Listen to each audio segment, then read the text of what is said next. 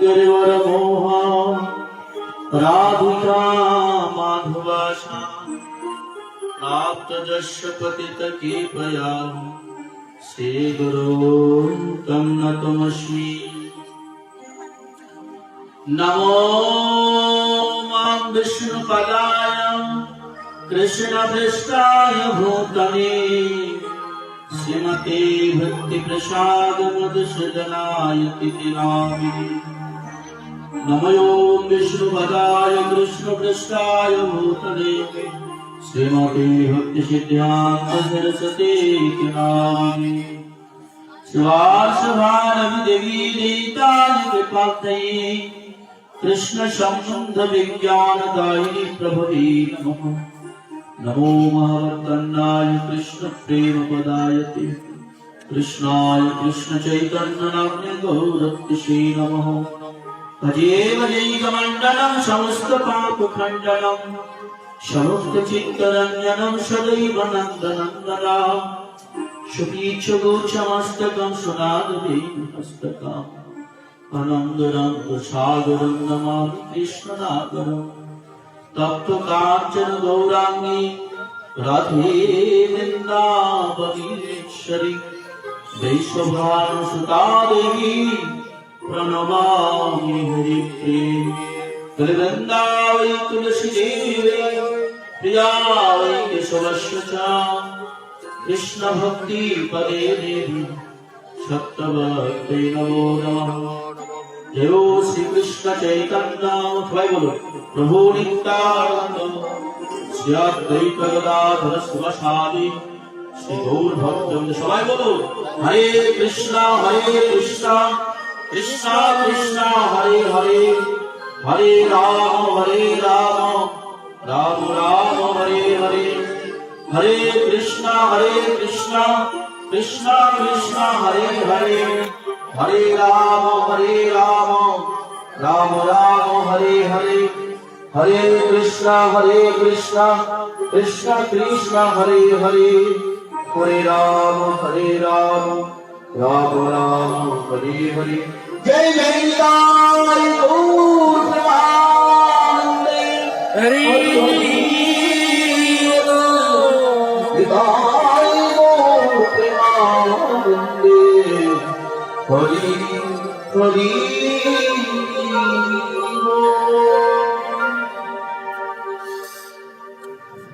श्री भक्तवृंद सर्वाग्र परमाराध्य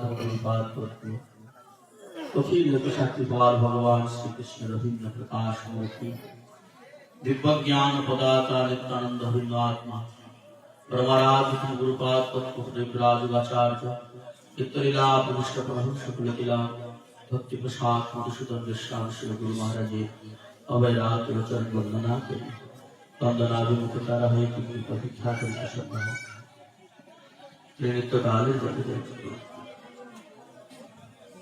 अथवा शिक्षा गुरुपाद पद्म नित्यलीला प्रविष्ट प्रभु शुक्लकीला भक्ति प्रसाद तरण महाराज जी चरण कमल वंदना करी वंदना मधु शिक्षा गुरुपाद चरण याधुरणंत गुरुदंड निवेदन कर प्रसन्न हो।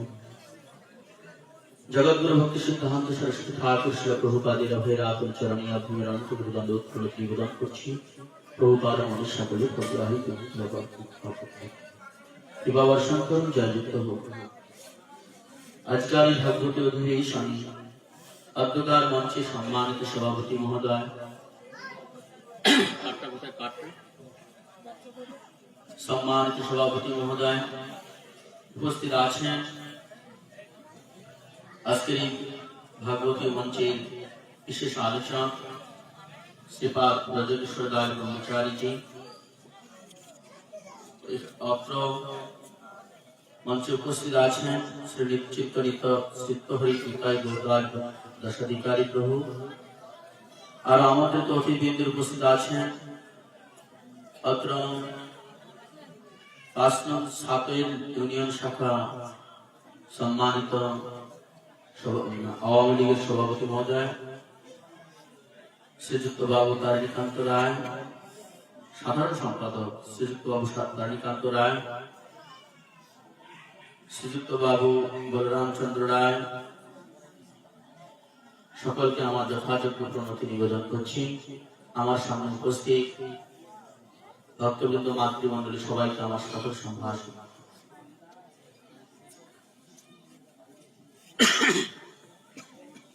এটা ভাগবত মঞ্চ। আজকে আমি সবার কাছে কৃপা প্রার্থনা করছি। আমি অত্যন্ত দিনহীন, আমাকে আমাদের শ্রীপাদ চিত্তহরি নিতাই কৃষ্ণদাস প্রভু আমাকে আদেশ করেছেন। আমি বৈষ্ণবের আদেশ পালন করবার জন্যই এখানে নিজে আসতে পেরে নিজেকে ধন্য মনে করছি। শুধু ভক্তবৃন্দ, আপনারা যারা বসেছেন আমি অনুরোধ করব, হরে কৃষ্ণ মা, যারা বসেছেন তারা উঠবেন না। আমি 2 মিনিট সময় দিচ্ছি, কেউ যদি উঠে যান এখন উঠুন, এরপরে কেউ উঠবেন না, বসবেন না। যদি দূর থেকে কেউ আসে বসতে পারেন, কিন্তু এখান থেকে আর পরে উঠা যাবে না। যদি কেউ উঠতে চান এখন উঠুন।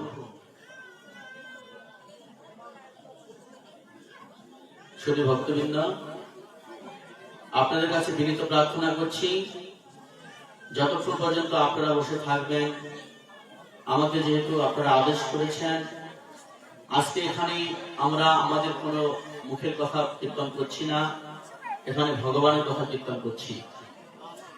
তাই আপনাদের কাছে বিনীত প্রার্থনা করছি, আপনারা সংক্ষিপ্ত সময় এখানে উপবেশন করে হরিকথা শ্রবণ করুন। জয় জয় নিতাই গৌর প্রেমানন্দে, হরি হরি বল। হরে কৃষ্ণ। এটা শ্রীমদ ভাগবতী কথা, ভাগবত ধর্মসভা। ভাগবত ধর্মসভা লিখেছেন ভাগবত ধর্মসভা। পৃথিবীতে যত কথা ধর্ম নামে চলে, ভাগবত কহে তাহা পরিপূর্ণ চলে।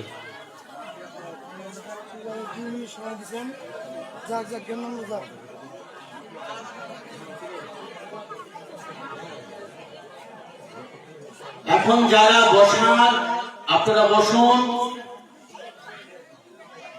হরে কৃষ্ণ।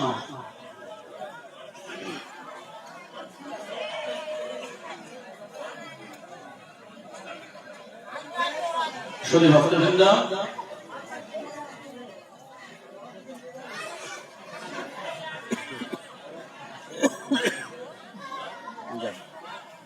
জয় শ্রী রাধে।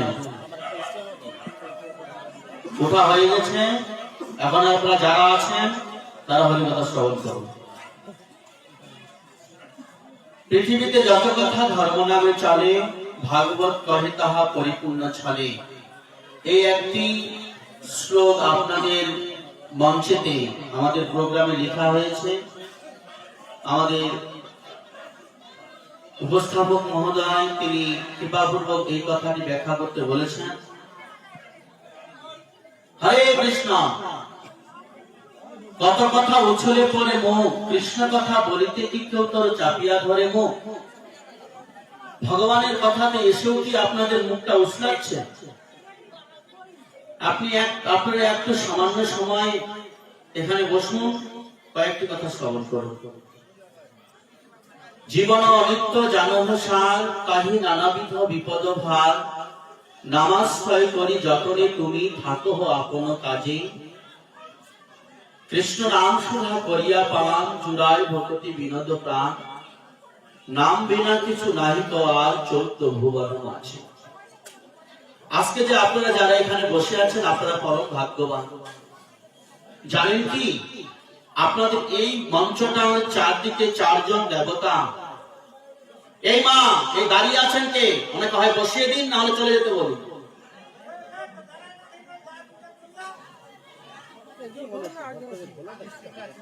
যদি তো এখান থেকে পাক না আসেন তাহলে উড়িয়ে যান, যদি ধান আছেন বসে পড়ুন।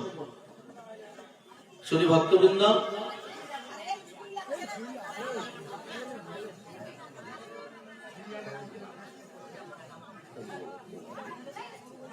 জয় শ্রী রাধে।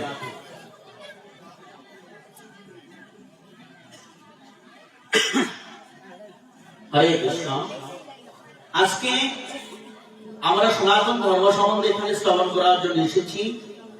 এখানে যারা বসেছি মা, এখানে যারা আপনারা বসে আছেন, আপনারা পরম ভাগ্যবান। কেন?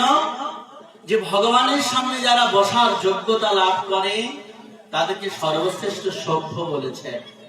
শাস্ত্র বলছেন আমরা তো সবখানে বসতে পারি, আমরা জুয়ার আসরে বসতে পারি, আমরা মদের আসরে বসতে পারি, রাজনৈতিক মঞ্চে বসতে পারি, চোরের সাথে বসতে পারি, হাট বাজারে বসতে পারি, চায়ের দোকানে বসতে পারি, সব জায়গায় বসতে পারি, কিন্তু কোনখানে বসলে মানুষ সর্বশ্রেষ্ঠ ভাগ্যবান হয়? শাস্ত্র বলছেন ভগবানের আসরে যারা বসতে পারেন পৃথিবীর মধ্যে সর্বশ্রেষ্ঠ সভ্য হচ্ছে সেই ব্যক্তি।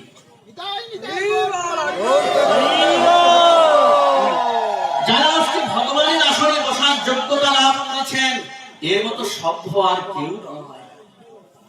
ভগবানের সামনে কে বসতে পারে? ভাগ্যবান। ভগবানের সামনে, ভক্তের সামনে কে বসতে পারে? যিনি পুণ্যবান। সুতরাং আজকে যারা সাধু সঙ্গে বসেছেন, সাধু সঙ্গে কৃষ্ণ নাম এই মাত্র চাই, সংসার জিনিতে আর কোন বস্তু নাই।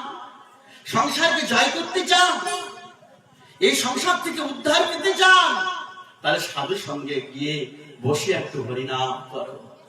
বোঝো না বোঝো, স্থির চিত্তে কায় মনোবাক্যে সাধু সঙ্গে বসিয়া কায় মনোচিত্তে শুনিয়া থাকো।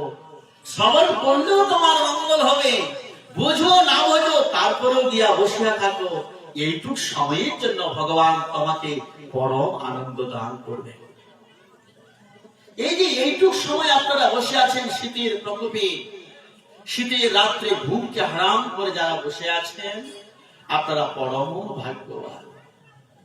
শুধু ভক্তবৃন্দ, এই সময় একদিন এক চোর, এক ডাকাতকে তাড়া করেছে কিছু গ্রামের মানুষ। ডাকাতটি তাড়া খেয়ে ছুটছে, তো ছুটতে ছুটতে তাড়া খেয়ে ছুটছে, তো চুরি করেছে, তো কি ডাকাতি করেছে, পেছনে সমস্ত যা মাল মেটেরিয়াল নিয়েছে ওইগুলো বস্তাটা পিছনে নিয়ে ছুটছে, আর ছুটতে পারছে না। তো এবার ওটা নিয়ে কি করেছে, পাশেই এক সাধু সঙ্গ হচ্ছে, এইরকম হরিকথার আসর হয়েছে। তো হরিকথার আসর যখন হয়েছে, ও ভাবছে এখানে ঢুকলে আর আমাকে ধরতে পারবে না। সে এখানে ঢুকে বস্তাটা সামনে ঠিক সাধু সেজে ওইখানে সামনে বসে হরিকথা শ্রবণ করছে। এখন এদিক দিয়ে যখন পিটাতে পিটাতে যাচ্ছে, ওরা মনে করছে এখানে তো ঢুকার কথা না ডাকাতে, সাধু সঙ্গে তো আর ডাকাত ঢুকবে না।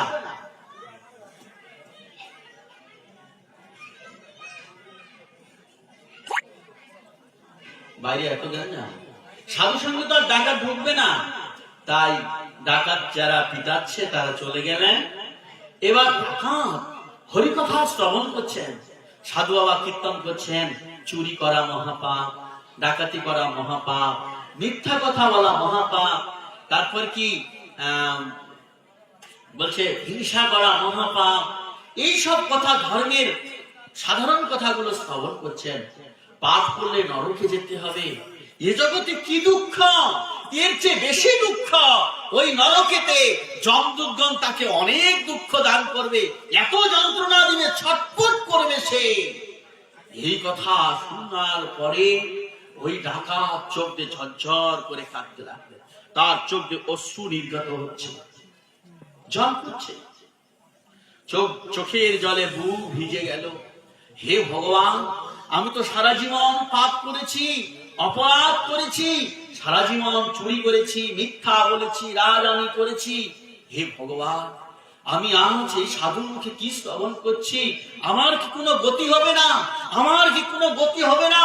এই বলতে বলতে হাড় অ্যাটাক করে সেখানেই মারা গেল। জয় জয় নিতাই গৌর প্রেমানন্দে। এবার যখন তার মৃত্যু হলো জমালয় থেকে, কথাগুলো শুনছেন। আগে কেন আমি সবাইকে উঠতে বললাম? মাঝখানে উঠা বসা করলে গোলমাল হয়। তারপর কি হলো, জমালয় থেকে যমদূত এসে তাকে নিয়ে গেলেন, তার জীবাত্মাটাকে নিয়ে গেলেন। বলে মহারাজ, ও তো ওখানেই থাকলো, নিয়ে গেল কি? আমার বাবা যখন মারা যায় বাবাকে নিয়ে যায়। বলে কাকে নিয়ে যায়? ওই যে একটা প্রথম শ্লোকে বলেছে, বাসাংশী জীর্ণামি অথা বিহায় নবানি জিন্নাতি নরোপড়ানি তথা শরীরানি বিহায় জিন্যান অন্যানি সংয়াতি নবানি দেহি। মানুষ যেমন পুরাতন বস্ত্র পরিত্যাগ করিয়া নতুন বস্ত্র ধারণ করে, জীবাত্মা তদ্রূপ অযোগ্য দেহকে পরিত্যাগ করিয়া, যেটা শিশুকালে হতে পারে, বৃদ্ধকালে হতে পারে, যৌবনে হতে পারে, পুরাতন বস্ত্রকে অযোগ্য দেহকে পরিত্যাগ করিয়া একটি নতুন শরীর ধারণ করে। তাহলে কে জীবাত্মা? জীবাত্মার কোনো মৃত্যু হয় না, দেহের মৃত্যু হয়। নৈনং সিন্দন্তে শস্ত্রাণি নৈনং দহতি পাবতা না চৈনং ক্লেদয়ং তাপ না শশিয়তি মানব। জীবাত্মার কোনো মৃত্যু হয় না, দেহটাও ছেড়ে দেই আমরা, দেহের মৃত্যু হয়, জীবাত্মার মৃত্যু হয় না। তাই ওই জীবাত্মাকে নিয়ে চলছে যমদূতগণ, নরকে নিয়ে চলে গেলেন ওই ডাকাতকে নিয়ে গিয়ে যমরাজ এবার কি করছেন? বিচার করছেন। কাকে বলছেন? চিত্রগুপ্তকে। যমদূত গণ যখন নিয়ে যায় জমালয়ে, ওই জম আলয়ের রাজা হচ্ছে যম। শুনেছেন আপনারা? জানেন তো নরকের রাজা যম? আমি তো এখানে প্রথম এসেছি, আপনারা এখন কেমন হরিকথা জানেন বা ধর্মকথা এখানে আমি জানি না, প্রাথমিক কথাগুলো বলছি। নরকের রাজা যম, ওখানে একজন লেখক থাকেন, যিনি আপনি আমি আমাদের সকলের গোপন কথাগুলো চিত্রায়িত করে লিখেছেন। এর নাম হচ্ছে চিত্রগুপ্ত। আমার কথাগুলো বুঝতে পারছেন আপনারা? বুঝতে পারছেন? চিত্রগুপ্ত মানে গোপন কথাগুলোকে যিনি চিত্রায়িত করেন, লিখেন। যত গোপন, আপনি যদি জলের তলে ডুবেও যদি মিষ্টি খান তাও সে বলতে পারবে, যদি দরজা লাগিয়ে কিছু দুষ্টামি করেন তাও বলতে পারবে, মনে মনেও যদি কিছু করেন তাও বলতে পারবে। গোপন কথাকে যিনি চিত্রায়িত করেন তার নাম হচ্ছে চিত্রগুপ্ত। এই চিত্রগুপ্ত সকলের পাপ পুণ্য লিখে এই চিত্রগুপ্তকে জিজ্ঞাসা করছেন যমরাজ, চিত্রগুপ্ত দেখো তো এই পাপী কি পাপ করেছে। এখন চিত্রগুপ্ত দেখছে, মহারাজ কাকে বলছে? যম। মহারাজ এই পাপী সারা জীবন পাপ করেছে, এ পাপে ভরা, বলে তাই কোন রকম পুণ্যকর্ম নেই? বলে না। বলে দেখো না, যদি কোনো পুণ্যকর্ম থাকে তাকে একটু যেন সুখ দেওয়া যায়। বিচারক সবসময় খোঁজে, বিচারক সবসময় খুঁজে দোষী যেন ভালো হয়। বিচারক কিন্তু সবসময় খুঁজবে কাউকে যেন খুব বড় শাস্তি না হয়, যেন বেঁচে যায়, কিন্তু যখন পারে না তখন তাকে শাস্তি দেয়। বিচারক সবসময় সৎ চিন্তাই করেন। যমরাজ তদ্রূপ সৎ চিন্তা করছে, দেখো না তার যদি কোন রকম সৎ থাকে, এত কষ্ট করে লোকটা মানে আগুনে ফেলে দেওয়া হবে তো একটু পরে। যমরাজেরও মাঝে মাঝে দুঃখ হয়, কিন্তু যমরাজ কিছু করতে পারে না। যারা জাজ হয়, যারা ম্যাজিস্ট্রেট হয়, তারা আইন অনুযায়ী চলে। আইনের সিদ্ধান্তে যাহা বলেছে, আইনের সিদ্ধান্তে সংবিধানে যাহা লেখা আছে, আইন শাস্ত্রে। এই মায়েরা এত কথা বলছেন কেন পেছনে?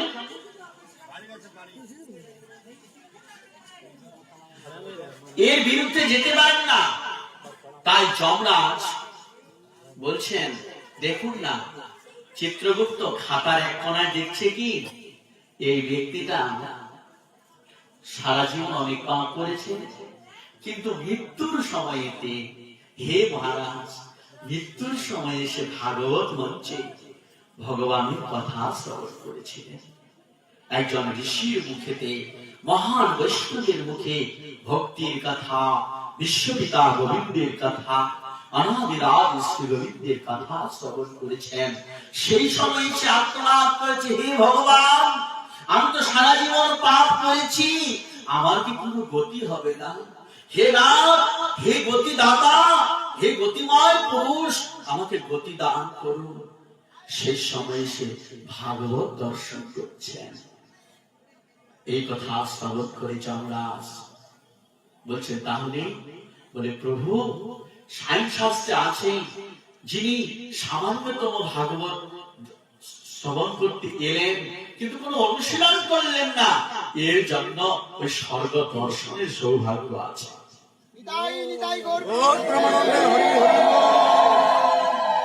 কি করলেন?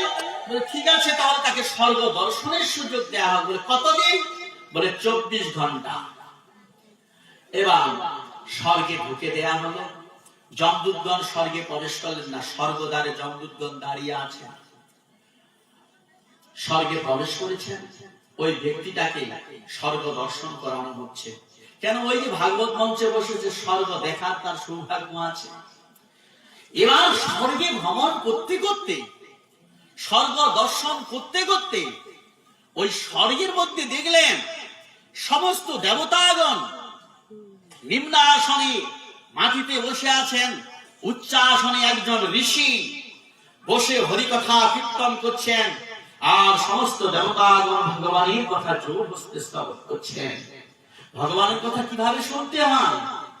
কায় মন বাক্যেতে জোর হস্তে, হে গোবিন্দ, হে প্রাণপ্রভু, হে নাথ, আমি তো তোমার কার্য করতে পারি না। হে কৃষ্ণ, আজকে হরিকথা শ্রবণ করতে এসেছি, আমার কর্ণ দিয়ে যেন তোমার কথা আমার হৃদয়ের সমস্ত পাপকে নাশ করে দেয়। সখী কিবা শুনাইলা শ্যামনা, এনা কানের ভিতর দিয়া হৃদয়ে বসিল গো, আমার পাগল করিল মন প্রাণ, পাগল করিলা মন প্রাণ।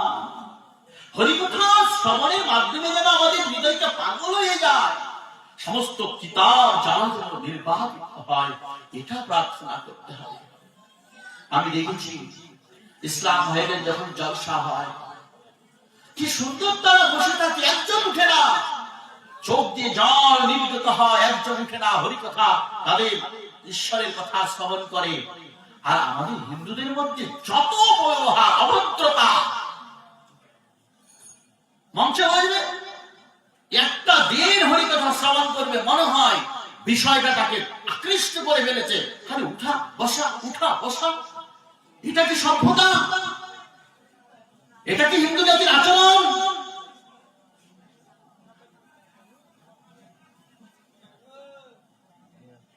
শুধু ভক্তবৃন্দ তার স্বর্গ দর্শনে গেলেন যখন, দেখছেন কি স্বর্গের দেবতারা নিম্নাসনে বসে হরিকথা শ্রবণ করছেন, আর ঋষি হরিকথা কীর্তন করছেন।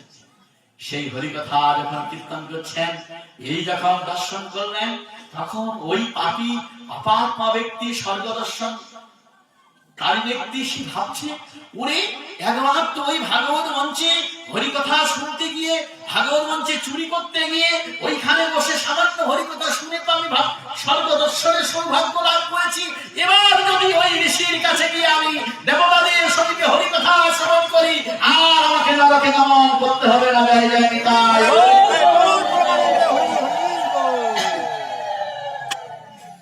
সাথে সাথে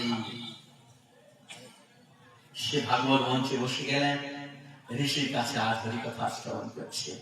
কি করতে হবে? ঋষিবার বলছেন, হে দেবতাগণ, আপনারা হরিনাম করুন, আপনারা ভগবানের নাম করুন। দুর্লভং মনুষ্য জন্ম দেহি নাম ফলভঙ্গুরা, তত্রাপি দুর্লভং বন্দে বৈকুণ্ঠ প্রিয় দর্শনম। যেমন দেবতা জন্ম দেবতাদের কাছে দুর্লভ, মনুষ্য জন্ম মনুষ্যদের কাছে অত্যন্ত দুর্লভ। যদিও মনুষ্য জন্মটা দুর্লভ, যদিও দেবতা জন্মটা দুর্লভ, কিন্তু এর চেয়ে সুদুর্লভ কি? তত্রাপি দুর্লভং বন্দে বৈকুণ্ঠ প্রিয় দর্শনম। মনুষ্য জন্ম পেয়েছি, এটাই অত্যন্ত দুর্লভ নয়। মানব জন্মটা হেলায় হারিয়ে যেতে পারে আমার, কিন্তু এর চেয়ে বড় দুর্লভ হচ্ছে ভগবান দর্শন করা, ভক্ত দর্শন করা, বৈকুণ্ঠ বস্তু হরিনাম গ্রহণ করা, ভগবানের সেবা পূজার দ্বারা সমন্বিত হওয়া। আমি যদি এই সংসারটাকে বৈকুণ্ঠময় করতে পারি, এই বৈকুণ্ঠের প্রিয় বস্তু সাধু দর্শন করা আরো অত্যন্ত দুর্লভ। তাই আজ ঋষির কাছে হরিকথা শ্রবণ করতে করতে ওই সাধু বাবাকে যখন দর্শন করছেন, সাধুর মুখে যখন হরিকথা শ্রবণ করছেন, 24 ঘন্টা চলে গেল। যমদূত জমালয় থেকে আর চিত্রগুপ্ত যমরাজের কোন আবির্ভাব হচ্ছে না। 24 ঘন্টা চলে গেল, 2 দিন চলে গেল, 3 দিন চলে গেল, সেখানে 7 দিন হরিকথা হচ্ছে। 7 দিন চলে গেল, কিন্তু জমালয় থেকে আর কোন আবির্ভাব হচ্ছে না ওই ব্যক্তিকে ফিরে আনা। যমদূতগণ বিরক্ত হয়ে চলে গেলেন জমালয়ে। মহারাজ চমকে বললেন, হে রাজন, এখন আমরা কি করব? ওই জীবাত্মাকে আনার কেন আদেশ হচ্ছে না? তখন চিত্রগুপ্ত দেখছেন, ওহো, এখন তো আর তার খাতা যে কালো ছিল সমস্ত সাদা হয়ে গেছে। সে ইতিমধ্যে ওই ঋষির কথা হরিকথা শ্রবণ করে, ঋষির চরণে আত্মসমর্পণ করে হরিনাম গ্রহণ করেছে, দীক্ষিত হয়েছে। সে এখন বৈকুণ্ঠ যাওয়ার সৌভাগ্য লাভ করেছে। সে এখন আর নরকে আসবে না। সে চতুর্ভুজ হয়ে গোলক বৃন্দাবনের দিকে যাত্রা করছে দেবতাদের সাথে। জয় জয় তাই গৌর প্রভাত। সুতরাং ভগবানের মঞ্চে হরিকথা শ্রবণ করার কি ফল? যেথায় বৈষ্ণবগণ, ওরে সেই স্থান বৃন্দাবন, ওরে সেই স্থানে আনন্দ শেষ, সেই স্থানে আনন্দ শেষ। যথা সাধু তথা তীর্থ, স্থির করে নিজ চিত্ত সাধু সঙ্গ কর নিরন্তর। সাধু সঙ্গ করতে হবে স্থির চিত্তে। সুতরাং শুধু ভক্তবৃন্দ, আজকে যে হরিকথা শ্রবণ করছেন, স্বয়ং ভগবান বললেন, না হম তিষ্ঠামি বৈকুণ্ঠে যোগিনাম হৃদয়োনচো মদ্ভক্তা যত্র গায়ন্তি তত্র তিষ্ঠামি নারদ। হে নারদ, আমি যোগীদের হৃদয়ে থাকি না, আমি বৈকুণ্ঠে থাকি না, আমি গোলক বৃন্দাবনে থাকি না। আমার ভক্তগণ যেখানে আমার গুণগান কীর্তন করেন, আমি সেইখানে অবস্থান করি। আমরা এই চোখে গোবিন্দ দর্শন করতে পারছি না, কিন্তু সাধুগণ যেখানে আগমন করেছেন, ভগবানের কথা যেখানে হয়, সাক্ষাৎ ভগবান রাধারানীর সেখানে অবস্থান করে আমাদের সকলকে আশীর্বাদ করছেন। শুধু ভক্তবৃন্দ, আজকে আমাদের পরম সৌভাগ্য এই সাধু সঙ্গে এসেছি। কি জন্য এসেছি? কথা লেখা আছে ভাগবত ধর্মসভা। ভাগবত ধর্মসভাটা কি? সনাতন ধর্মসভাটা কি? আমাকে বলছেন নিতাই চিত্ত হরি নিতাই দাস প্রভু বলছেন, আপনি সনাতনের আপনারা অর্থ বুঝুন। সনাতন শব্দের অর্থটা কি? সনা সর্বকাল সনাপত্তা বিদ্যমান তনি বীজঃ সর্বকাল বিদ্যমানাত্মা সনাতন সত্য উচ্চতে। এই সংস্কৃত কথা, যাহা নিত্য, যাহা চিরন্তন শাশ্বত, তাহাই সনাতন ধর্ম। যাহা আছে ছিল এবং থাকবে অবিনশ্বর। সনাতন পুরুষ ভগবান সাক্ষাৎ শ্রী গোবিন্দ। আর গোবিন্দের প্রণীত যে ধর্ম, তাহাই সনাতন ধর্ম। এই ধর্মটি কোন রকম ঋষি দানব, কোন মানব, কোন দেবতা এও সৃষ্টি করেনি। সাক্ষাৎ স্বয়ং ভগবান। ধর্মন্তু সাক্ষাৎ ভগবত প্রণীতম নবৈ বিদু ঋষির গণঃ। এই সনাতন ধর্ম কোন দেবতা, কোন মনীষী, কোন ঋষি, কোন দেবতার সৃষ্টি করেনি। সনাতন ধর্মের প্রবর্তক কে? কোথাও আছে? কোথাও দেখেছেন সনাতন ধর্মের প্রবর্তক আছে?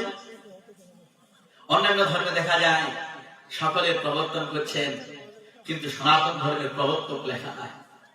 সনাতন ধর্ম আদি নিত্য শাশ্বত অয়ম পুরাণ। এই অনাদিকাল থেকে আছে, থাকবে। গঙ্গা, যমুনা, ভাগীরথী, পদ্মা, ধলেশ্বরী নদীগণ যেমন চিরকাল প্রবাহিত, চন্দ্র, সূর্য, নক্ষত্র, বুধ, বৃহস্পতি, শনি, রাহু, কেতু,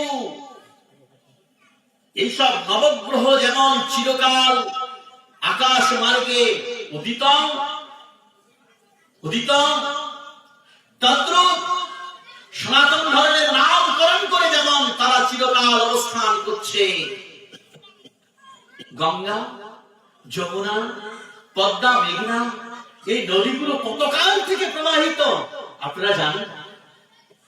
এগুলো কার নাম? সনাতনের নাম নয় কি? পদ্মা, মেঘনা, যমুনা, সরস্বতী, ধলেশ্বরী, বুড়িগঙ্গা, করতোয়া, যত নদীর নাম, সূর্য, চন্দ্র, নক্ষত্র, গ্রহ, তারা, বুধ, বৃহস্পতি, কার নাম? সনাতনের নাম। তাহলে সনাতন কি আজকে? সূর্য কি আজকে? কতকাল আগের থেকে সূর্য নামটি প্রকাশিত। তাহলে সনাতন কত যুগ থেকে, অনন্ত কোটি কাল থেকে প্রবাহিত। এই ধর্ম শাশ্বত, নিত্য, সনাতন। আজও যদি আপনারা দেখবেন বাংলাদেশ হোক, আমেরিকা হোক, ভারত হোক, এসব জাদুঘর গুলোতে দেখবেন সবচেয়ে পুরাতন বস্তু আছে, সবচেয়ে পুরাতন নিদর্শন আছে, তা হচ্ছে সনাতনী নিদর্শন। কি কোন ঠাকুর, কোন বিগ্রহ দেখবেন আমাদের বাংলাদেশের ঢাকার জাদুঘরে দেখবেন বিষ্ণুর মূর্তি, লক্ষ্মীর মূর্তি, গণেশের মূর্তি কত যুগ আগে পেয়েছে? 3000 বছর আগে, 5000 বছর আগে, 10,000 বছর আগে। পুরাতন কোথায় পেয়েছে? অমুক জায়গাতে 100 ফুট মাটির নিচে, 200 ফুট মাটির নিচে, 50 ফুট মাটির নিচে। যদি সনাতন ধর্ম এতকাল আগে না থাকতো, তাহলে 100 ফুট মাটির নিচে কি তোর বাপদাদা রেখেছিল ঢুকে? সনাতন নিত্য শাশ্বত অয়ং পুরাণ। হিন্দুটা তো সিন্ধু নদ থেকে এই সনাতনীদের নাম দেওয়া হয়েছিল হিন্দু, কিন্তু নাম ধর্ম হচ্ছে সনাতন ধর্ম। বাংলাদেশে তদানীন্তন ওইসব হিন্দু নেতারা যারা ধর্মের ধ্বজা নিয়ে ধর্মকে ধ্বংস করছে, তারা হিন্দু নামটিকে আজও উচ্চ রেখেছেন। কিন্তু সনাতন যে আমাদের সনাতন হিন্দু ধর্মের নাম, সনাতন ধর্ম, এটাই হচ্ছে নিত্য শাশ্বত অয়ং পুরাণ। সুতরাং সুধী ভক্তবৃন্দ, যেমন সূর্য, চন্দ্র, গ্রহ, তারা অনন্ত কোটি কাল থেকে আসতে থাকবে সনাতনের নাম ধারণ করে, সনাতন ধর্ম নিত্য শাশ্বত অয়ং পুরাণ থাকবে। সমতল ভূমি থেকে মরুভূমি অঞ্চল পর্যন্ত সারা পৃথিবীতে নিঃশব্দে স্বয়ং ভরত মহারাজের পিতৃদেব সারা পৃথিবীকে শাসন করেছিলেন। তার পুত্র ছিল 100টি, তার মধ্যে জ্যেষ্ঠ পুত্র ছিল রাজা ভরত। এই পৃথিবীকে 9টি বর্ষে ভাগ করেছিলেন মহারাজ নিঃশব্দে। সারা পৃথিবীর রাজা, আরো বাংলায় বলছি, গ্রামের কথা তো আপনারা অনেকভাবে বুঝতে পারছেন না। সারা পৃথিবীর রাজা ছিলেন, এই রাজার নাম হচ্ছে ঋষভদেব। কথাটা বুঝবেন, ঋষভদেব। ঋষভদেবের পুত্রটি 100টি পুত্র, তার মধ্যে 9টি পুত্র প্রধান, তার মধ্যে জ্যেষ্ঠ পুত্র হচ্ছে মহারাজ ভরত। এই সারা পৃথিবীকে 9টি বর্ষে ভাগ করেছিলেন। সারা পৃথিবীকে 9টি বর্ষে ভাগ করেছেন, 9টি বর্ষে। এর মধ্যে এই ভারতবর্ষ, একটা বর্ষ কতটুকু জায়গা দেখুন। বর্তমান যে ভারত, ইন্ডিয়া যেটাকে বলা হয়, বাংলাদেশ, নেপাল, ভুটান, শ্রীলঙ্কা, আফগানিস্তান, পাকিস্তান, ইন্দোনেশিয়া,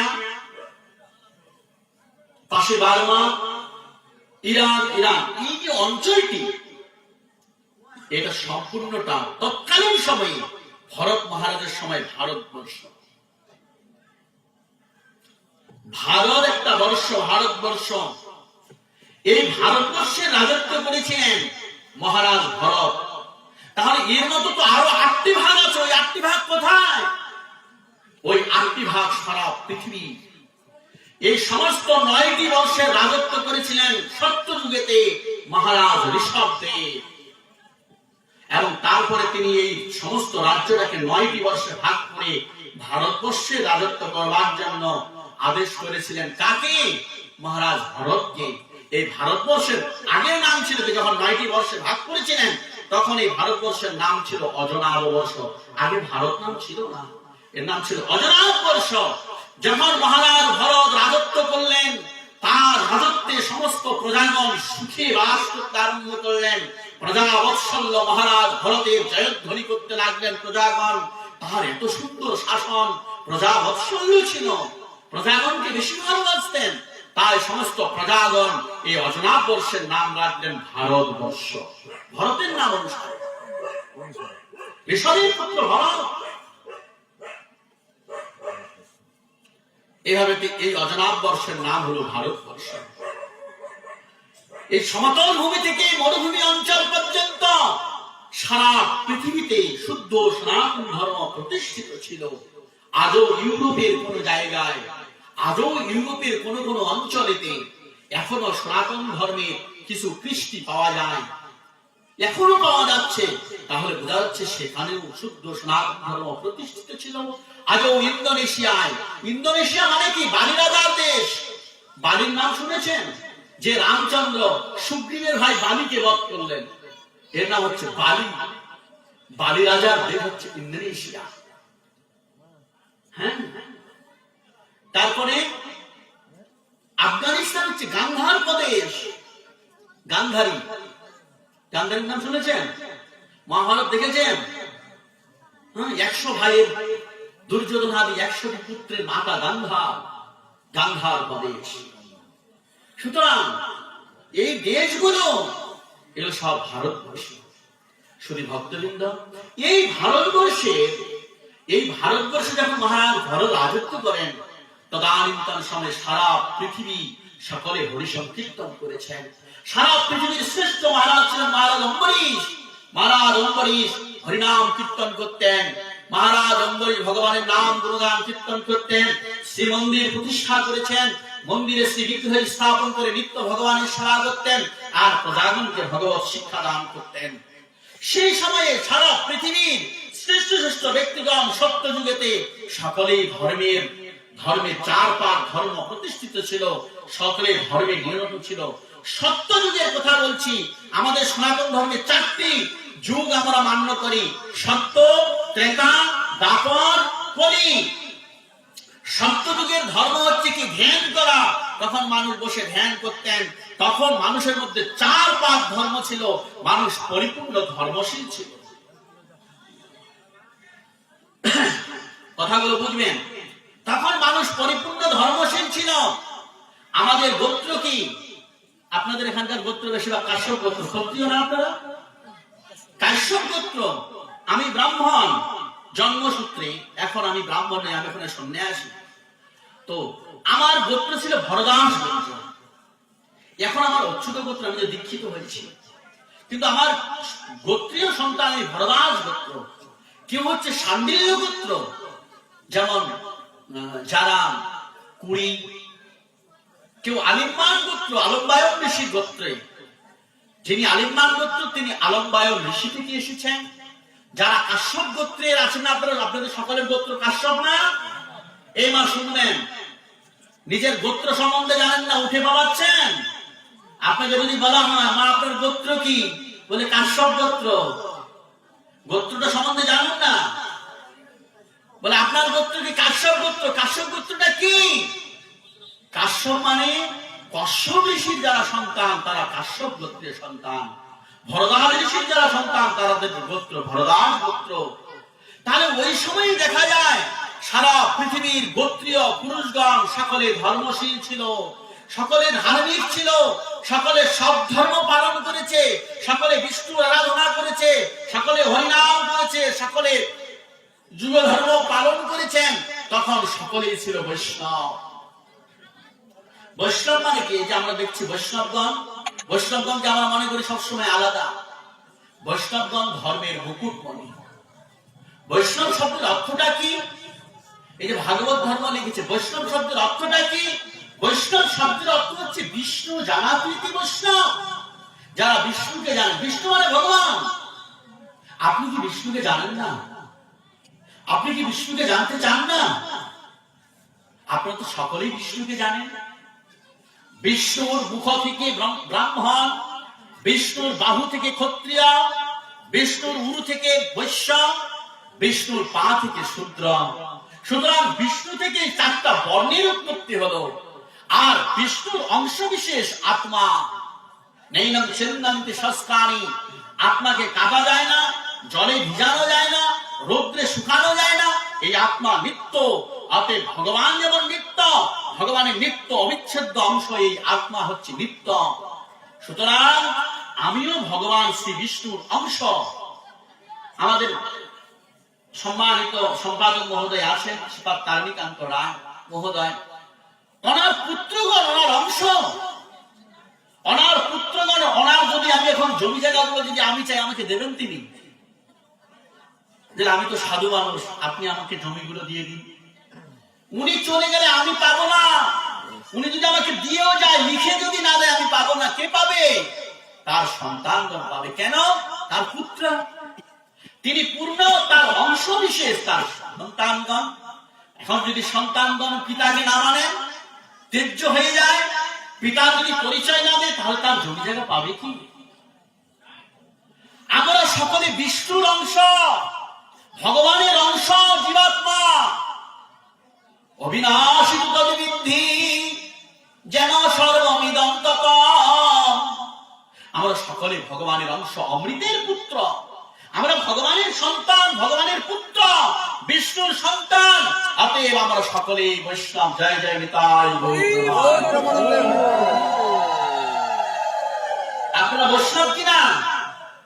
কে বৈষ্ণব না বলুন? কে বৈষ্ণব না? বলে না আমি বৈষ্ণব না। তাহলে আপনি বিষ্ণুকে মানেন না? আপনি বিষ্ণু থেকে এসেননি?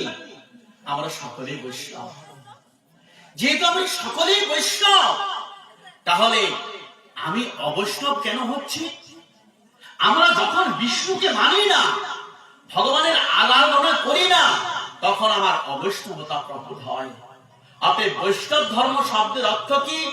বিষ্ণুর যে ধর্ম, ভগবানের যে ধর্ম, সনাতন পুরুষের যে ধর্মটা যথাযথ প্রতিপালন করে, তাহাই বৈষ্ণব ধর্ম, ভাগবত ধর্ম, সনাতন ধর্ম, জৈব ধর্ম, আত্মধর্ম। একটি শব্দের সমার্থক সব শব্দ। অতএব সাত্বত সনাতন ধর্ম, ভাগবত ধর্ম, বৈষ্ণব ধর্ম সমার্থক শব্দ। আজকে এখানে লিখেছেন, পৃথিবীতে যত কথা ধর্ম নামে চলে, ভাগবত কহে তাহা পরিপূর্ণ ছলে। ছল ধর্ম আর শুদ্ধ ধর্ম। ছল ধর্ম মানে কি? প্রতারণার ধর্ম, বানানো ধর্ম। অর্থাৎ আমি একটা মত প্রকট করলাম, আমি এটাকে বলছি শুদ্ধ ভক্তির পথ। কখনোই নয়। বেদ, পুরাণ, সমস্ত ইতিহাস যেটাকে প্রমাণ করেছেন, তাহার শুদ্ধ শাশ্বত সনাতন ধর্ম। আমি এক সময় ঢাকা যাচ্ছিলাম, আমাকে গাড়িতে, আরো 12 বছর আগের কথা, 2008 সালে জয় বাংলা গাড়িতে আমি পঞ্চগড় থেকে ঢাকা যাচ্ছি। তখন আমি ঢাকাতে বেশি প্রোগ্রাম করতাম, যদিও আমার বয়স অল্প। আমাকে অনেকগুলো লোক, কোন লোকগুলো ধরেছে আমি বলবো না, অনেকগুলো লোক গাড়িতে বলছে, কিভাবে বলছেন আপনি সনাতন ধর্ম, নিত্য ধর্ম? আমি বলছি ধর্মটা ইতিহাস দিয়ে প্রকট হয়, এরকম নয় আপনি চাপিয়ে দিলেন আমি বলবো যে আমারটা শ্রেষ্ঠ। আমি কখনোই মনে করি না আমার সনাতন ধর্ম শ্রেষ্ঠ, কিন্তু ইতিহাস বলে দিচ্ছে সনাতনই নিত্য। কেন? তখন উনি বলছেন কেন? আমি বলছি দেখুন না, পদ্মা, মেঘনা, যমুনা, ধলেশ্বরী নদীগণ প্রবাহিত হয়েছে, আমি তো দেখছি সে সনাতনের না। দেখছি সূর্য, চন্দ্র, গ্রহ, তারা, নক্ষত্র সব সনাতনের না। দেখছি আপনাদের ওই জাদুঘরে সব সনাতনের ইতিহাসগুলো, সব পুরাণ জিনিসগুলো সনাতন। তাহলে এই তো প্রমাণ করে দিচ্ছে সনাতন সর্বকালে সনাতন, সর্বকাল বিদ্যমান। আপনার ওই মরু অঞ্চল আমার দেবতার পূজা হতো, মূর্তির পূজা হতো, সেখানেও তো আমি দেখলাম আমার সনাতন ধর্ম সেখানেও ছিল। সুতরাং এই নিত্য শাশ্বত সনাতন ধর্ম সম্বন্ধে অবগতি লাভ করতে হবে। আমার নিতাই চৈতন্য হরিপ্রভু খুব দুঃখ করে বলেছেন, আমাদের হিন্দুগুলো কিছু জানতে চায় না। আমরা আচরণহীন হয়ে গিয়েছি। আমাদের আচরণটা কি? আমাদের ত্রিসন্ধ্যা আহ্নিক করতে হবে। প্রত্যেকটা সনাতনীকে, প্রত্যেকটা জীবাত্মাকে যারা এই জগতে জন্মগ্রহণ করেছেন, প্রত্যেকটা মানুষের কর্তব্য হচ্ছে হরি ভজন করা। হরি ভজন শব্দের অর্থটা কি? হরি ভজন শব্দের অর্থটা এই নয় যে সাধু হলাম তাতেই হরি ভজন হয়ে গেল। হরি ভজন শব্দটা সকলের জন্য। হরি অর্থাৎ ভগবান, ভজন মানে সেবা করা, হরির সেবা করতে হবে। ভগবানের সেবা করবার জন্য আমরা এই জগতে মনুষ্য জন্ম নিয়েছি। হরি হরি বলি বিফলে জন্ম গবাইল, ওই মনুষ্য জন্ম পাইয়া রাধা কৃষ্ণ না ভজিয়া, আমি জানিয়া শুনিয়া বিষ খাইল, জানিয়া শুনিয়া বিষ খাইল। বলি গোলোকের প্রেম ধন ওই হরি নাম সংকীর্তন, আমার রতি না জন্মিল কেনে তাই, রতি না জন্মিল কেনে তাই। গোলকের ওই প্রেম ধন হরিনাম সংকীর্তন, যুগ ধর্ম প্রবর্তক চৈতন্য মহাপ্রভু কলিযুগের যুগকে উদ্ধার করবার জন্য যে হরিনাম বিতরণ করলেন, আমরা তো হরিনাম করছি, আমরা তো ত্রিসন্ধ্যা আহ্নিক করি।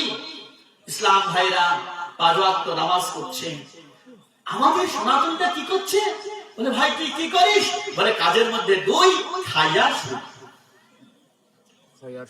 বাঘটাকে জিজ্ঞাসা করছে, বাঘটাকে, চিড়িয়াখানার বাঘটাকে জিজ্ঞাসা করছে তুমি কি কাজ করো? বলে কাজের মধ্যে শুই, খাইয়ার শুই। ওর কোনো কাজ আছে? এটাই কি আমাদের কাজ? তাই এই আচরণশীল সনাতনীদের এই কথার উত্তর দিতে গিয়ে ওই যে ভারতবর্ষের মহারাজ ভরতের পিতা যে ঋষভদেব ওই 100টি পুত্রকে এইভাবে বসিয়ে উপদেশ দিচ্ছেন, হে পুত্রগণ শোনো, আহার নিদ্রা ভয় মৈথুনঞ্চ সামান্যমে তৎপশুহি নরাণাম ধর্মে হিতেষামধিক বিশেষ ধর্মে নহীনা পশুহি সমানা।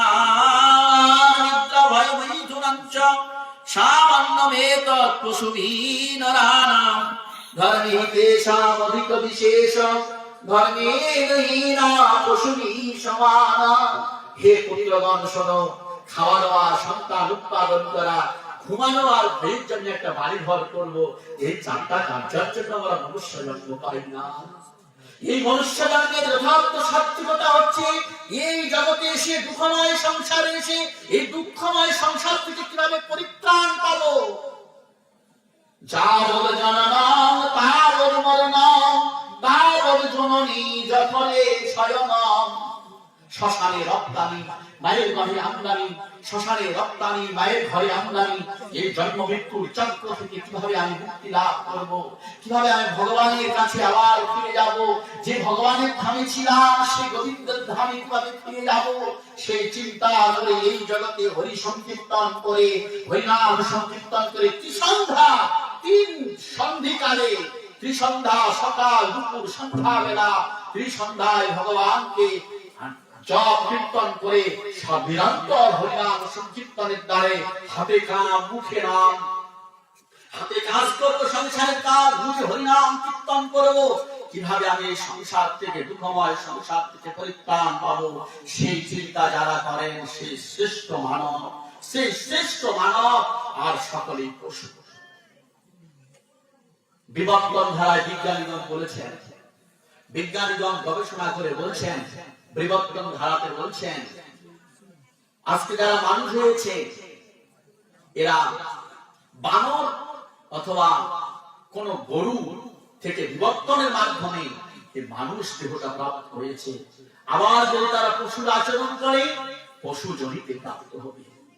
তাই এই সংসারে সমস্ত আসক্তি পরিত্যাগ করে, সমস্ত আসক্তিটা গোবিন্দের চরণে নিরত রেখে, ভগবানের চরণে মন প্রাণ সমর্পণ করে, হাতে কাম মুখে নাম করে, হরিনাম সংকীর্তন করে, কৃষ্ণের রূপ দর্শন করতে করতে এই সংসার থেকে যদি আমি চলে যেতে পারি, তবে আমি গৃহী হই, সন্ন্যাসী হই, বানপ্রস্থী হই, ব্রহ্মচারী হই, যে প্রান্তে হই না কেন আমরা ভগবানের গতি লাভ করতে পারবো। সন্ন্যাসী হলেই কি কৃষ্ণ গতি লাভ করে তা নয়, গৃহস্থ হলেই যে ভগবানকে পাবে না তা নয়। আসল কথা, আসক্তিটাকে ত্যাগ করতে হবে, আসক্তিটা কৃষ্ণের চরণে দিতে হবে। আপনারা সংসারে আছেন, সংসারে ডুবে যাবেন না। একটা পদ্ম ফুল জলের মধ্যে হয় না? পদ্ম দেখেছেন না? শাপলা ফুল দেখেছেন? পদ্ম ফুল দেখেছেন? পদ্ম ফুল জলে ডুবে যায় কি? ডুবে না। পদ্মের উপরে যদি জলও দেন, পদ্ম জল ধরে রাখবে না। কেন জানেন? পদ্ম পানিকে খুব ভয় পায়। যদিও পানি থেকে তার জন্ম, পানিতে ভয় পায়। যদি আমার পাতার মধ্যে আমি পানিকে ধরে রাখি, তাহলে এখানে ডুবে যাবো। পদ্ম পানি থেকেই জন্ম, পানিতে ভেসে আছে, কিন্তু পানিকে শোষণ করে নেয় না। একটা তুলা যদি পানির মধ্যে ফেলে দেওয়া যায়, তুলা পানিকে শোষণ করে, তুলাটা ডুবে যাবে না? পানি শোষণ করলেই ডুবে যাবে। আপনারা সংসারে আছেন, সংসারী হবেন না। সংসারের আসক্তি থেকে নেবেন না। পদ্মের মতো পানিতে আছে, কিন্তু পানির উপরে সে খবরদারি করছে, পানিকে শোষণ করে নিচ্ছে না, সে দাঁড়িয়ে আছে। পানি তাকে ফেলাতে পারছে না। যদি কোন সময় পদ্মপত্রে জল, ঘরে কলমল, কুচু পাতায় যদি জল দেন, ও ডুববে। লাগবে কি? রাখবে না, রাখলেই ডুবে যাবে। এই জন্য সে রাখতে চায় না। সংসারে আছেন, সংসারী হবেন না। সংসারের আসক্তি পরিত্যাগ করিয়া, যেমন পাগাল মাছ, গজি মাছ কাদায় থাকে, কাদা ধরে না। সংসারে আছেন, সংসারী না হয়ে সংসারটাকে কৃষ্ণময় করে এই সংসারে হরিনাম সংকীর্তন করতে। জয় জয় নিতাই গৌর প্রেমানন্দে হরি বল। তাই শ্রী চৈতন্য মহাপ্রভু ভগবানের নিত্য প্রিয়জন এই সন্তানগণ, যারা গোবিন্দকে ভুলে গিয়ে মায়ার জগতে পতিত হয়েছেন, যারা মায়ের গর্ভে 7 মাস গর্ভ অবস্থায় হা কৃষ্ণ বলে ডেকেছেন, ওই মায়ের গর্ভে কৃষ্ণ দর্শন দিয়েছিলেন, যারা বলেছেন হে গোবিন্দ, মায়া জগতে গিয়ে তোমার ভজন করে আমি আবার তোমার ধামে ফিরে আসবো, সেই জীবগণ কৃষ্ণ ভরি দেই বড়া রহির মুখ। অতএব মায়া তারে দেয় সংসার গুণ। আমরা সংসার দুঃখে পতিত হয়েছি, আমাদেরকে উদ্ধার করবার জন্যই স্বয়ং গোলক বৃন্দাবন থেকে ভগবান এবং ভগবানের প্রতিনিধিগণ জগতে আগমন করেন। এই জগতের সকলে খারাপ নয়। একটা জেলখানায় কি শুধু চোর থাকে? জেলখানায় কি শুধু দুর্নীতিবাজ ডুবে থাকে? জেলখানায় কারা থাকে? জেলখানায় কে কে থাকে? উত্তর নাই। ভালো মানুষ জেলখানায় থাকে? কে বলছে থাকে? কয়েকদের দেখার জন্য ভালো মানুষ থাকে না? চোরদের দেখার জন্য পুলিশ থাকে না? পুলিশগুলো কি চোর? জেলখানায় যে জেলা ও খারাপ, ওদেরকে দেখভাল করবার জন্য কিছু ভালো মানুষও জেলখানায় যায়, জেলখানার আশেপাশে থাকে। আচ্ছা, হাসপাতালে কে থাকে?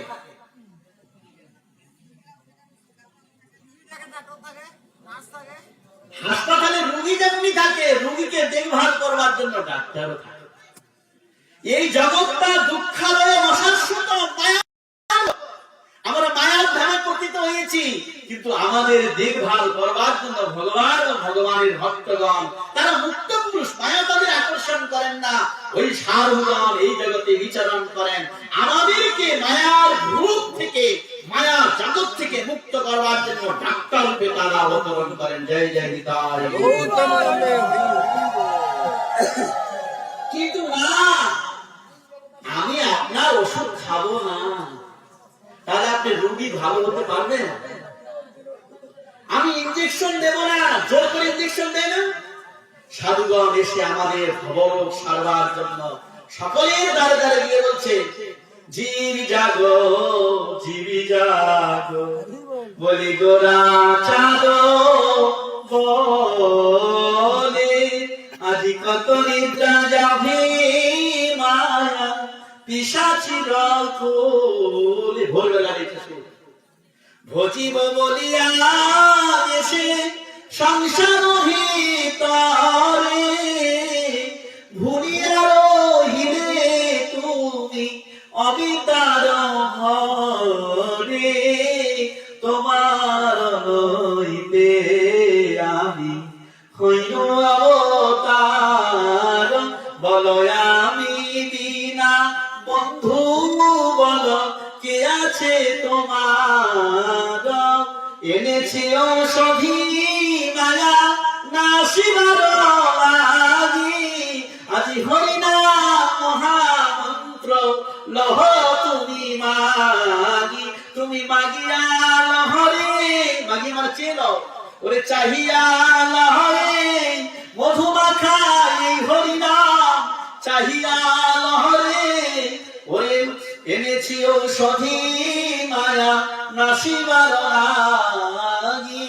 শ্রীমান মহাপ্রভু মায়াকে নাশ করবার জন্য, সাধুগণ মায়াকে নাশ করবার জন্য হরিনাম মহামন্ত্র দিয়ে ভগবান যুগে যুগে অবতীর্ণ হয়ে ধর্ম নিয়ে আসেন, ধর্মের আচরণ দিয়ে যান, সবাই যেন এই সংসার থেকে মুক্ত হয়ে আবার গোলক বৃন্দাবনে যেতে পারি।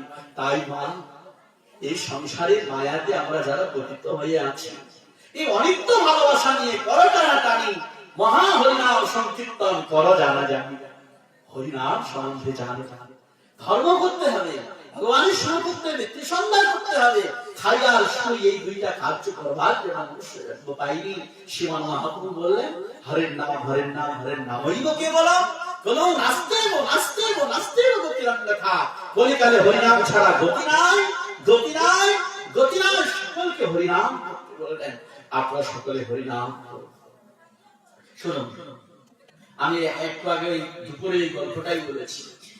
আমরা জগতের যেসব বস্তুকে ভালোবাসি না, আপনারা আপনাদের স্ত্রীকে ভালোবাসেন, আপনার মাকে ভালোবাসেন, আপনার সন্তানকে ভালোবাসেন, কিন্তু এইগুলো ভালোবাসা নিত্য নয়। দেহকে ভালোবাসেন, এটাই নিত্য নয়। আর এদের ভালোবাসাটা নিত্য হবে কোত্থেকে? আমরা সবচেয়ে বেশি কাকে বেশি ভালোবাসি? আমার মাকে। মাকে কে ভালোবাসে না? হাত উঠান। সবাই ভালোবাসে। সবচেয়ে বেশি আমরা মাকে কাকে ভালোবাসি? বাবার চেয়ে মাকে বেশি ভালোবাসি। কেন? মা হচ্ছে সবচেয়ে বেশি আপন। কিন্তু যখন ছেলেটা কলেজে গেল না, তখন এই ভালোবাসাটা আস্তে আস্তে ট্রান্সফার হতে আরম্ভ করল। কথা বুঝবেন? চেঞ্জেবল ট্রান্সফারেবল বলে ভালোবাসা এবার ট্রান্সফার হচ্ছে। কথা যখন বিয়ে করলো, বউয়েতে ভালোবাসা ট্রান্সফার হয়ে গেল। মায়ের প্রতি যে প্রধান ভালোবাসা এবার বউয়ের কাছে চলে গেল। ভালোবাসাটা আস্তে আস্তে মায়ের হালকা হলো। বউকে যদি কিছু বলছে, মাকে ছেড়ে এবার বউকে নিয়ে শহরে গিয়ে বাস করছে, তাহলে ভালোবাসা বউয়ের কাছে চলে গেছে। এবার কি হলো দেখুন, বউয়ের কাছেও ভালোবাসা বেশি দিন থাকলো নি। বউয়ের যখন বাচ্চা হলো, ভালোবাসাটা এবার তার কাছে চলে গেল। তুই যদি যাবি যা, আমার ছেলেকে রেখে যা।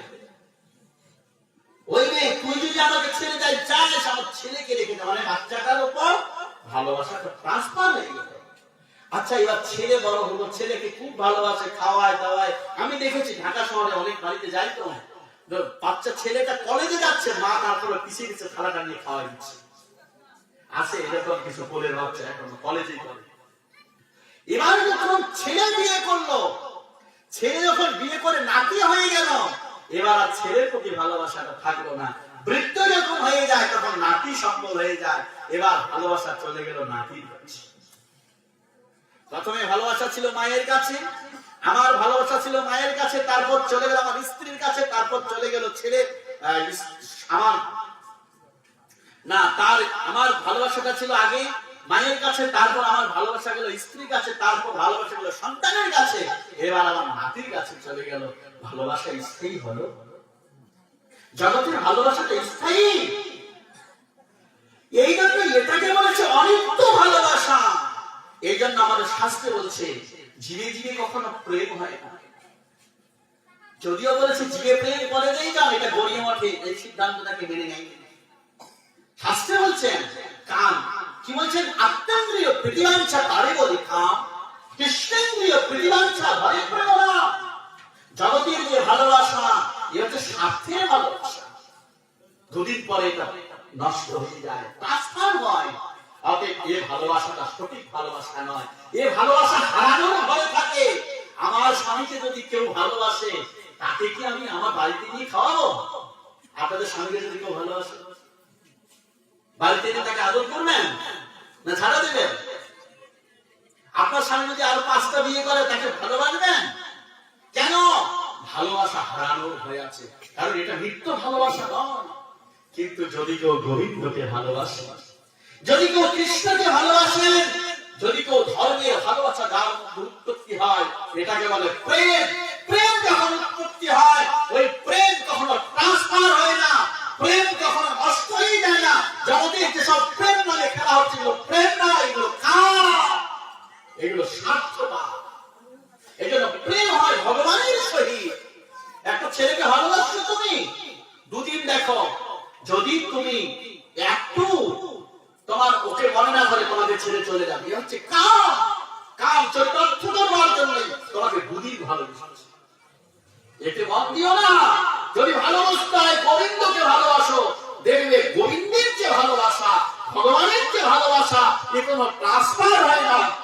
আমি যখন গোবিন্দের সেবা করি, আমিও ভোরবেলা উঠে যখন আরতি করছি, ভালে গদা গদা ধরে আরতি নে হারি, আজি নদিয়া পুরব ভাবে যাই বলিহারি,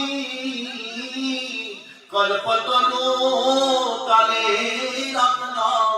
সে আরতি করতে করতে ভক্ত কেঁদে দিচ্ছে, কত ভালোবাসা। আমি ভক্ত কৃষ্ণকে সেবা করছে, সেও পরিপূর্ণ ভালোবাসা পাচ্ছে। আমার কৃষ্ণকে যতজন ভালোবাসো, আমার কৃষ্ণ জগৎ স্বামী, আমার নিত্য স্বামী, তাকে যদি যত বেশি ভালোবাসে মানুষ, আমরা তাকে কোলে করে নিই। জগতের স্বামীকে কেউ যদি ভালোবাসে, আমরা তাকে দূর করে ছাড়িয়ে দেই। আর কৃষ্ণকে যারা ভালোবাসে, সে আমার আপন হয়ে যায়। আমার কৃষ্ণ স্বামীকে তুই ভালোবাসিস, আমার গোবিন্দকে তুই ভালোবাসিস, আর তুই আমার কোলে আয়। কৃষ্ণকে যে ভালোবাসে তাকে আমরা করি করি, আদর করি, এই জন্য এটাকে বলা হয় প্রেম। দ্বারকা নগরীতে সেই মহিষীগণ 16,108 জন মহিষী, প্রত্যেকের ঘরে ঘরে গিয়ে জিজ্ঞাসা করছেন, মা কৃষ্ণ তোমায় ভালোবাসে তো? প্রত্যেকটা মহিষী বলছেন কি, কৃষ্ণ আমাকে ছাড়া এক মুহূর্ত কোথাও যায় না। হে পিতা, কৃষ্ণ আমাকেই শুধু ভালোবাসে। রুক্মিণী বলছে, আমাকেই শুধু ভালোবাসে। রাস মণ্ডলে শত কোটি গোপী, শত কোটি কৃষ্ণ, সকলে বলছে কৃষ্ণ শুধু আমার। যারা পরমাত্মা ভগবান শ্রী গোবিন্দকে ভালোবাসেন, গোবিন্দ সবার হৃদয়ে আছেন, কৃষ্ণকে যদি ভালোবাসেন, কৃষ্ণ সকলের হৃদয়ে পরিপূর্ণ ভালোবাসা দেন। কৃষ্ণকে যে ভালোবাসে সে পূর্ণ ভালোবাসা পায়, এই জন্য এটাকে বলে প্রেম। যদি ভালোবাসতে হয় গোবিন্দকে ভালোবাসো, যদি সেবা করতে হয় গোবিন্দের সেবা করো, যদি চাকরি করতে হয় গোবিন্দের চাকরি করো। আমরা স্ত্রীর চাকরি করছি, আমার স্বামীর চাকরি করছি, সন্তানের চাকরি করছি, পিতার চাকরি করছি, মাতার চাকরি করছি, সরকারের চাকরি করছি, কিন্তু এই চাকরিগুলো, দাসত্বগুলো আমার নিত্য দাসত্ব নয়। এটা বিনিময়ে আমরা শেষকালে দুঃখ পাচ্ছি। আর যদি আমরা গোবিন্দের চাকর হই, পরম সুপ্রিম অথরিটি অলমাইটি গড, প্রধানমন্ত্রী বিশ্বপিতা গোবিন্দের চাকরি করতে পারি, তার দাসত্ব করতে পারি, তাহলে জীবনটাই পাল্টে যাবে। আমরা হরি ভজন করে গুরু বৃন্দাবনে প্রবেশ করতে পারবো। জয় জয় সুতরাং শুনি ভক্তবৃন্দ, সারা জীবন স্ত্রীর দাসত্ব করলাম, স্বামীর দাসত্ব করলাম, গোবিন্দের দাসত্ব করলাম না, জীবনটাই আমার নিশ্চিত হয়ে গেল। তাই হাতে কাজ, মুখে নাম, গৃহে থাকো, গৃহটাকে বৃন্দাবনময় করো, হরিনাম করো, কৃষ্ণ আঙ্কিত করো, তুলসী সেবা করো, শ্রীমদ ভগবত গীতা পাঠ করো, এবং একাদশী ব্রত করুন, হরিনাম সংকীর্তন করুন, তুলসী মালা ধারণ করুন, ভগবানের ভক্ত হয়ে যান। ইউনিফর্ম পরুন, পুলিশের ইউনিফর্ম আছে, পুলিশের যখন ইউনিফর্ম আছে, একটা কুকুরকে যদি গলায় একটা বেল্ট পরিয়ে দেওয়া হয়, ওই কুকুরটাকে মানুষ মারে না, মনে করে এটা পালিত কুকুর। ওটা পালতু কুকুর, মানে পালনকারী কুকুর। আর যার গলায় বেল্ট নেই ওগুলো ফালতু কুকুর, বলে এগুলোকে মেরে দেয়, পাগল। এখন কুকুরকে মারে ফেলতেছে না রাস্তাঘাটে, বিষ দিয়ে মেরে ফেলছে, কেন? মানুষকে কামড়াচ্ছে। কিন্তু বেল্ট পরা কুকুরে মারে না, কেন? ওরা পালতু কুকুর, যার বেল্ট নেই ওগুলো ফালতু কুকুর। তো আমরা সকলে তুলসী মালা, আপনারা সকলেই ভালো তুলসী মালা ধারণ করেছি, বা সকলে কেন ইউনিফর্ম, আমরা ভক্তির ইউনিফর্ম করেছি। ভগবানের সেবক হতে যদি আমাকে কোনো কিছু করতে হয়, আমাদের ইসলাম ভাইরা টুপি দেয়, সুন্নতে তারা দাড়ি রাখে, কত কি রাখে, কেন না? ভগবানের তারা শ্রেষ্ঠ ব্যক্তি দাসত্ব স্বীকার করেছেন, আমরা ভগবানের দাসত্ব স্বীকার করেছি, বিশ্বপিতা দাসত্ব স্বীকার করে আমরা সুখ দুঃখকে সমস্ত জলাঞ্জলি দিয়ে ভগবানের দাসত্ব স্বীকার করেছি। কৃষ্ণ আমাদের রক্ষা কর্তা।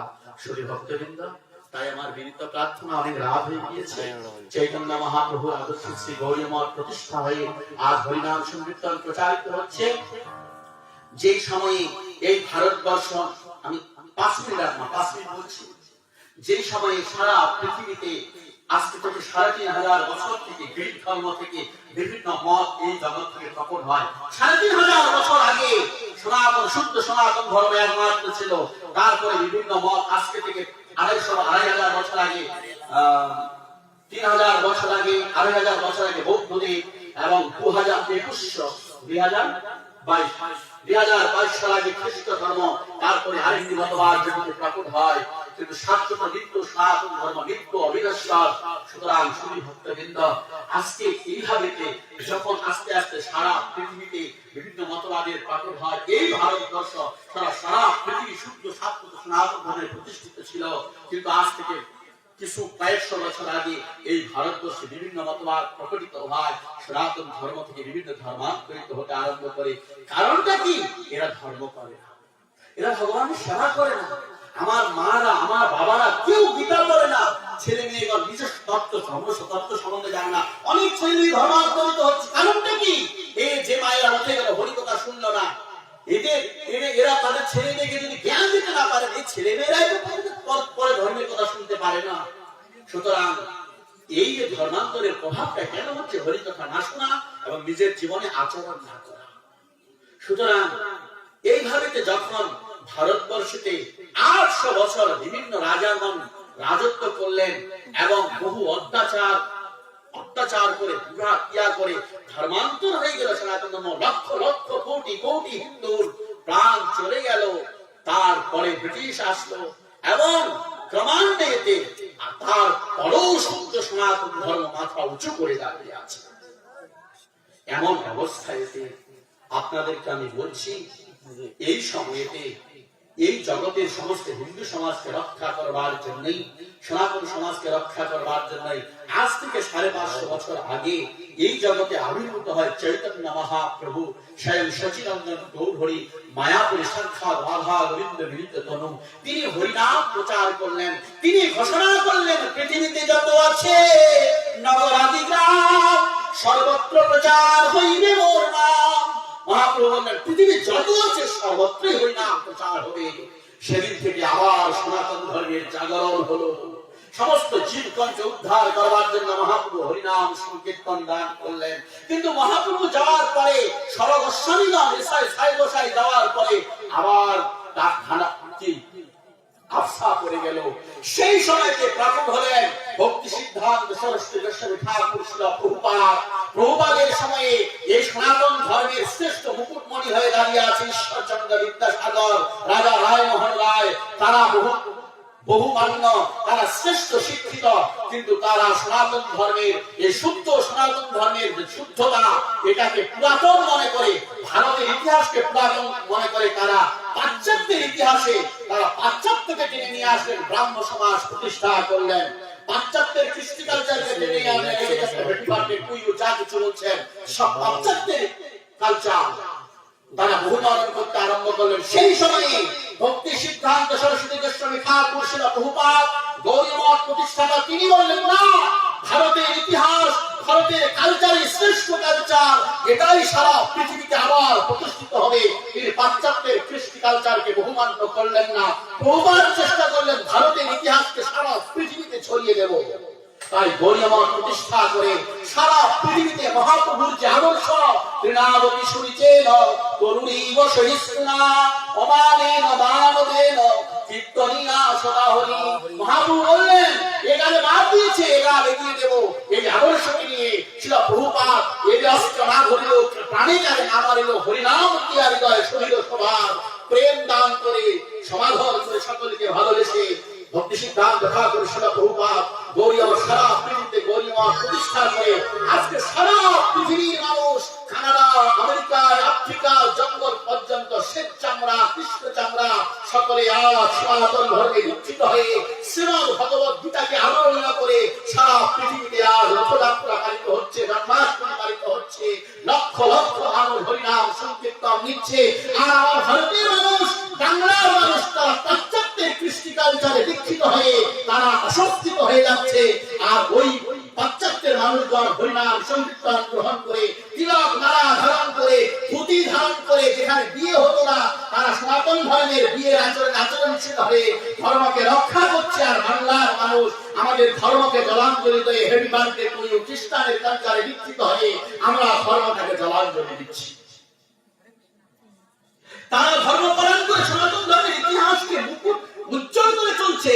তারা আজকে আপনারা মায়াপুরে যাবেন, লক্ষ লক্ষ সেই বিদেশিরা তারা হরিনাম করছে, তারা প্রচার করছে, টাকা ফুরিয়ে প্রচার করছে পৃথিবীর বিভিন্ন প্রান্তে, আর আমরা কিছুই করছি না। এক সময় আমার মন্দিরেতে বানিয়াপাড়াতে কানাডা থেকে এক মা এসেছেন, দুঃখ করে বলছেন, ইংলিশে বলছেন, আপনারা পরম ভাগ্যবান, আপনারা চৈতন্য দেবের জায়গার মানুষ, চৈতন্য দেবের দেশটা আপনাদের জন্ম, সেই চৈতন্য দেবের আদর্শ পেয়ে আজকে আমরা কানাডাবাসী ভাগ্য।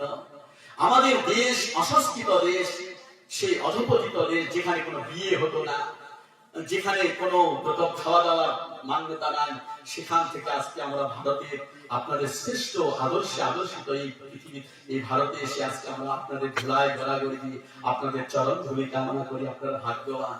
আর আমরা কি করছি? আমরা এখন বিদেশি কালচারে হয়েছি।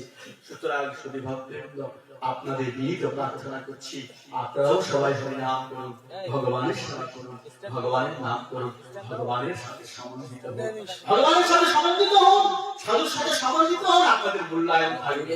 আচ্ছা, বাড়ি থেকে যদি দাঁত খুলে যায়, বাড়ির কোনো মূল্য থাকে? দাঁতের কোনো মূল্য থাকবে না? দাঁতটা পড়ে আছে, চাকচক করছে, মূল্য থাকবে?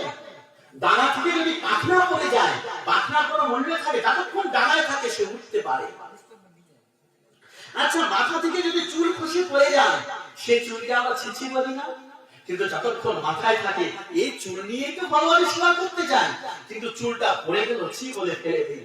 তাহলে যারা ভগবানের সহিত সম্বন্ধ হতে চায় না, গোবিন্দের সহিত সম্বন্ধ হয় না, সাধুর সহিত সম্বন্ধ হয় না, ধর্মের সহিত তাদের সম্বন্ধ নাই, তারা এইরকম পড়ে থাকার মতো। আমরা সকলে গোবিন্দের সহিত সম্বন্ধিত হব, হরিনাম সংকীর্তন করব, তিলক মালা, আমাদের সনাতন ধর্মের কৃষ্টি, ওইটা আমাদের সনাতন ধর্মের কৃষ্টি, এই আদর্শ প্রতিপাদন করে সকলে বলুন হরে কৃষ্ণ, হরে কৃষ্ণ, কৃষ্ণ কৃষ্ণ, হরে হরে, হরে রাম, হরে রাম, রাম রাম, হরে হরে। এই হরিনাম করতে করতে নিত্য গোলোক বৃন্দাবনে প্রবেশ করি। জয় জয় নিতাই গৌর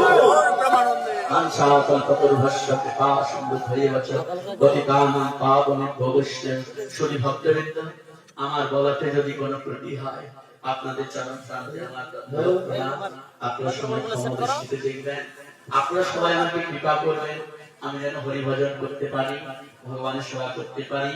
আমার পরিচয়, আমি বানিয়াপাড়াস্থ শ্রী শ্রী নৃসিংহ মন্দির, উত্তরবঙ্গে একটি বড় মঠ প্রতিষ্ঠিত হচ্ছে পঞ্চগড়ে। আপনারা সবাই সেখানে আসবেন, আমাকে কৃপা করবেন, আমি যেন হরিনাম করতে পারি। আর শ্রীযুক্ত বাবু তারিকান্ত রায় সহ সকল শ্রেষ্ঠ ব্যক্তিগণকে প্রণাম করছি, আপনারা সকলে আশীর্বাদ করবেন, আমি যেন হরিভজন করতে পারি, আবার আপনাদের সমিতি এসে ভগবানের কথা আলোচনা করতে পারি। তবে প্রত্যেকটি হিন্দু ছেলেকে আমি বলবো, এরকম এক একটা শৈলী তোমরাও হতে পারো। আমরা যেমন শিশুকাল থেকে ধর্মকে রক্ষা করবার জন্য ছুটছি এ প্রান্ত থেকে ও প্রান্ত, তোমাদের প্রত্যেককে একটা শৈলী হয়ে ধর্মকে রক্ষা করবার জন্য তোমাদের শাস্ত্র গ্রন্থ অধ্যয়ন করতে হবে। আজকে থেকে তোমরা প্রতিজ্ঞা করো, আমরা গীতা পাঠ করবো, ভাগবত কথা অধ্যয়ন করবো, প্রত্যেকটা গৃহকে, সংসারকে বৃন্দাবনে পরিণত করে আমরা সনাতন ধর্মের উজ্জ্বল নক্ষত্রকে আরো উজ্জ্বল করবো। জয় জয় নিতাই গৌর।